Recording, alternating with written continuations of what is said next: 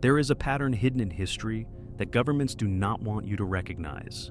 Every major crisis, whether war, pandemic, or financial collapse, is followed by a wave of wealth transfer, not through violent revolution, not through obvious theft, but through perfectly legal mechanisms written into law, disguised as rescue, and sold to you as necessity. The money in your bank account, the value of your savings, the purchasing power you worked years to accumulate, all of it can be drained without a single crime being committed. And the blueprint for how they do it has been refined over the past century. If you do not see the trap, you will live inside it without even realizing you are in chains. This is the Financial Historian, where money, power, and history collide. And nothing is ever as simple as it looks. Crises are not just disasters, they are opportunities. Opportunities for those who control the levers of money to restructure the system in their favor. And the rest of us? We are told to tighten our belts, to sacrifice, to trust the experts. Meanwhile, wealth does not disappear during a crisis. It moves, from the many to the few, from savers to those who own the printing press. Let me show you how it works, and why it keeps happening. Let's start with the Great Depression. The 1930s, the American economy was in ruins. Unemployment reached 25%. Families lined up for bread. But in the middle of this chaos, one decision by the government changed everything. Not just for that generation, but for the relationship between citizens and their money forever. In 1933, President Franklin Roosevelt signed Executive Order 6102. It was brief, it was absolute, and it was devastating. The order declared that all American citizens had to turn in their gold to the Federal Reserve in exchange for paper dollars at a fixed rate of $20.67 per ounce. If you refused, you faced up to 10 years in prison and a fine of $10,000, which in today's money would be nearly $200,000. Think about that for a moment. The government forced its own people to surrender their most valuable asset, an asset that had held value for thousands of years, and accept paper in return, paper that the government itself could print at will. This was not a request, it was confiscation. Legal, but confiscation nonetheless. But here's the twist. Just months after collecting all that gold, the government revalued it. Under the Gold Reserve Act of 1934, the price of gold was raised to $35 per ounce. Overnight, the government made a profit of nearly 70% on the gold it had just taken from its citizens. The people who had surrendered their gold at $20.67 watched as the same gold was now worth $35. They were paid less, and the government pocketed the difference. That difference was billions of dollars, which the Treasury used to stabilize banks, fund programs, and expand federal power. The wealth was transferred, legally, officially, and without a single bullet fired. The justification was simple: national emergency, economic stability, the greater good. These are the words used every single time, and if you do not know the history, you believe them. Sound familiar? Because the playbook has never changed. Now let's fast forward to 2008, the global financial crisis. Banks had gambled recklessly with mortgages, derivatives, and leverage. When the bubble burst, millions of people lost their homes, their jobs, their retirement savings. But the banks, the very institutions that caused the collapse, they were rescued, not by the market, by you. Governments around the world launched bailouts. In the United States alone, over $700 billion was allocated through the Troubled Asset Relief Program, known as TARP. But that was just the visible part. The Federal Reserve secretly funneled trillions more through emergency lending programs. Estimates suggest the total support reached $16 trillion or more. That money did not come from a vault. It was created, printed digitally, added to the balance sheet, and the cost, inflation, devaluation, and the erosion of your purchasing power. Meanwhile, executives at the same banks that collapsed walked away with bonuses, not jail. Bonuses. In 2008, Wall Street paid out over $18 billion in bonuses, even as the economy burned. Goldman Sachs, JP Morgan, Bank of America, all received taxpayer money, and all remained profitable. Because the rules were rewritten mid-game, losses were socialized, profits were privatized. You absorbed the risk, they kept the reward. The narrative sold to the public was clear. If we do not save the banks, the entire system collapses. And that narrative was not entirely false. But here is what they did not say. The system was designed to make you dependent on those banks, so that when they failed, you had no choice but to rescue them. That is not capitalism. That is capture.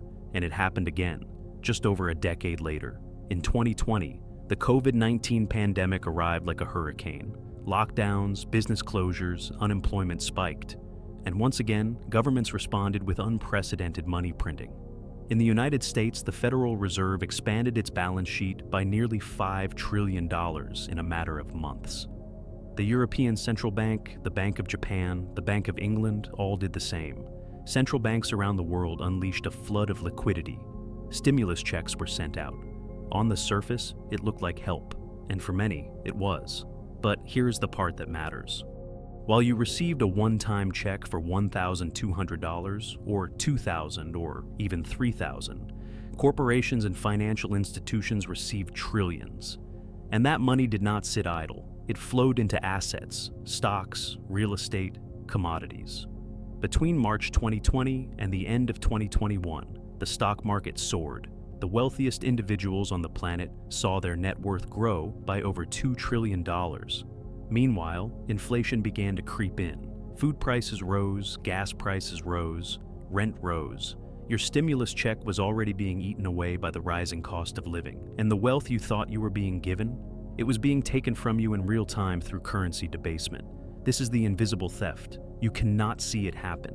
There is no masked robber, no broken window, just numbers on a screen and prices at the grocery store that make less and less sense. But the result is the same. Your savings, your wages, your future purchasing power, all diluted, all transferred upward to those who own assets that inflate faster than your income grows. And here is the legal trick that makes it all possible. Inflation is not technically theft, it is monetary policy. Central banks do not steal your money, they simply reduce its value. And because it happens slowly, distributed across millions of people and thousands of transactions, nobody can point to a single villain. The crime is systemic, the weapon is the printing press, and the law protects it. But it gets worse. Because in some countries, they do not even pretend anymore. They have introduced something called bail-ins. You might have heard of bailouts, where governments rescue failing banks with taxpayer money. A bail-in is different. In a bail-in, the bank rescues itself by taking money directly from its depositors. Your deposits, the money sitting in your checking or savings account, are legally considered unsecured loans to the bank. That means, in a crisis, the bank can convert your deposits into shares of the bank, shares that might be worth far less, or nothing at all. This is not theory. It has already happened. In 2013, Cyprus faced a banking crisis. The government, under pressure from the European Union and the International Monetary Fund, implemented a bail-in. Deposits above 100,000 euros were seized. Some accounts lost nearly 50% of their value overnight.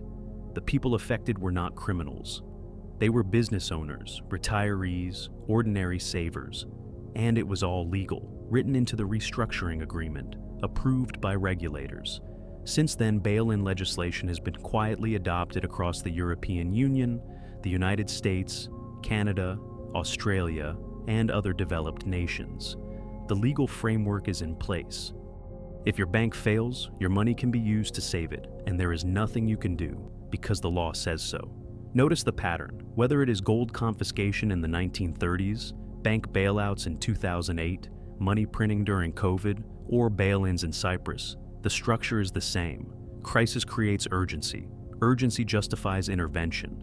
Intervention benefits those closest to power, and the public is told it was necessary, that it was for the greater good, that without it, things would have been worse. So why does this keep happening? Because the system is designed to protect itself, not you. Banks are too big to fail. Corporations are too connected to let collapse. Governments are too dependent on debt to allow deflation. And all of them benefit when money loses value because their liabilities, their debts, shrink in real terms while your savings evaporate. The modern financial system runs on debt.